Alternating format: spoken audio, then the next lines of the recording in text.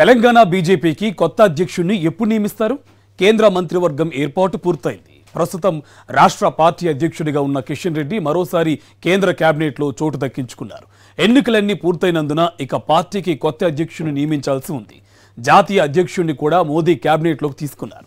అందువల్ల ముందుగా all India party అధ్యక్షుడిని నియమించి ఆ తర్వాత రాష్ట్ర అధ్యక్షుడిని నియమిస్తారని అంటున్నారు. ఇంతకీ తెలంగాణ బీజేపీ అధ్యక్ష పదవికి పోటీ పడుతున్నదెవరో ఇప్పుడు చూద్దాం. ఎన్నికలన్నీ పూర్తయ్యాయి.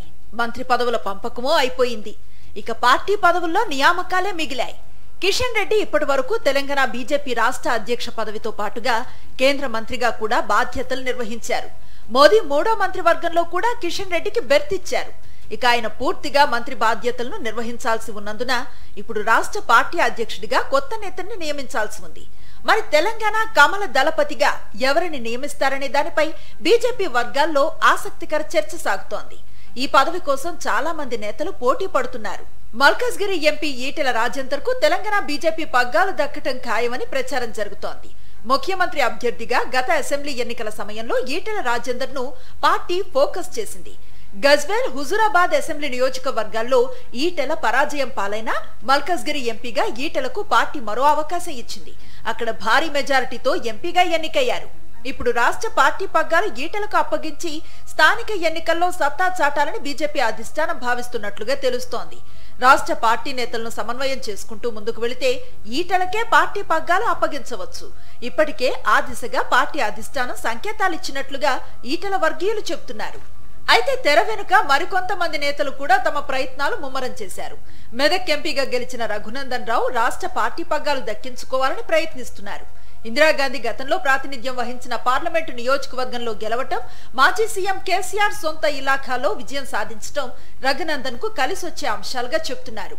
మంచి వాగ్దాటి కలిగిన నేతగా, ప్రత్యర్థి పార్టీల నేతల విమర్శలను సమర్థవంతంగా తిప్పికొట్టగల నేతగా రఘునందన్ ముందు వరుసలో ఉంటారు. ఇటువంటి అంశాలు కమల్నాథులు పరిగణలోకి తీసుకుంటే రఘునందన్ పేరును పరిశీలించే అవకాశం ఉంది. కేంద్ర మంత్రివర్గంలో స్థానం ఆశించిన పాలమూరు ఎంపీ డీకే అరుణకు రాష్ట్ర పార్టీ బాధ్యతలు అప్పగిస్తే ఎలా ఉంటుందనే దానిపై అధిష్టాన పెద్దలు సమాలోచనలు చేస్తున్నట్లుగా పార్టీ వర్గాలు చెబుతున్నాయి.